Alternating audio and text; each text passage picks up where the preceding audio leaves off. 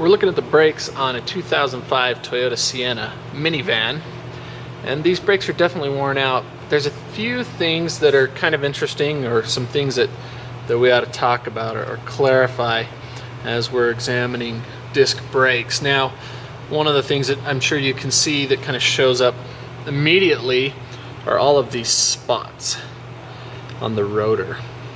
All these spots on the rotor.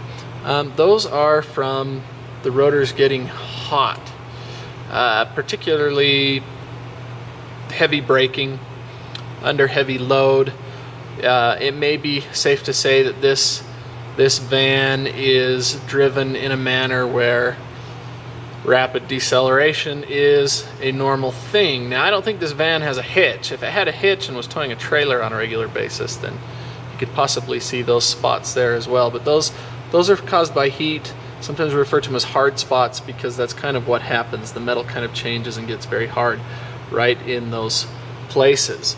If we slide this caliper up out of the way and we look back here at our brake pads, okay, we can see that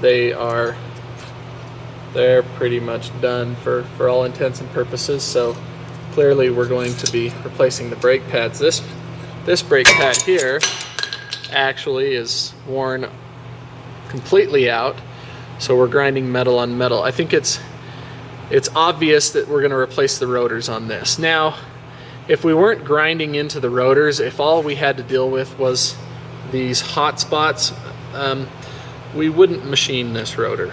It's not a good idea to try to machine these spots out. You probably can, but you might not get a good cut, and you may ruin the bits on your brake lathe. So we're just going to go ahead and replace the rotors, and that's something that's becoming so much more common nowadays than it used to be. Part of the reason is because there's not as many rotors that are machinable. Rotors are much thinner than they used to be back in the day, and so we just can't machine them as much.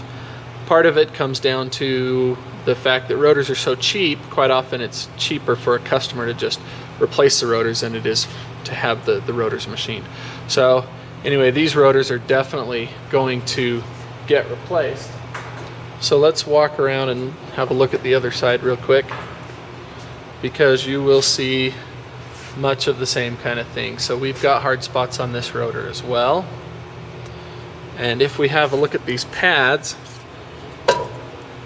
okay, we have a little bit different situation here. I'm going to pull these pads out.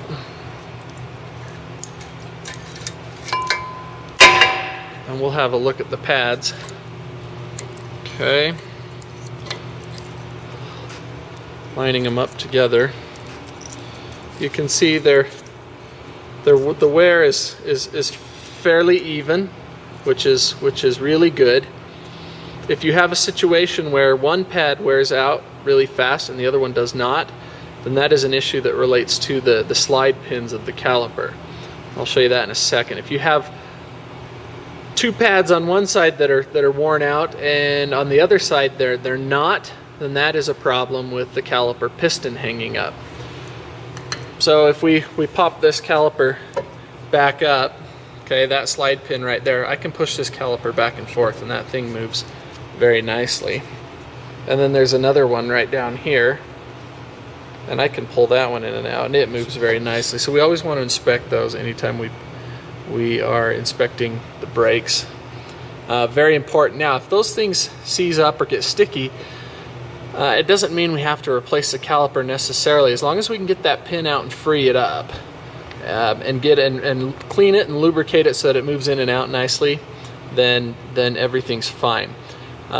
So if we have a difference in our pad wear on one side, so one pad is worn more than the other, but the wear is not that different, don't replace the caliper. It's a really common thing for people to replace a caliper anytime there is any difference in the wear. Okay, a little bit of difference doesn't matter. We're talking about a dramatic difference. So one side looks brand new, or I should say one pad looks brand new, but the other pad is completely gone.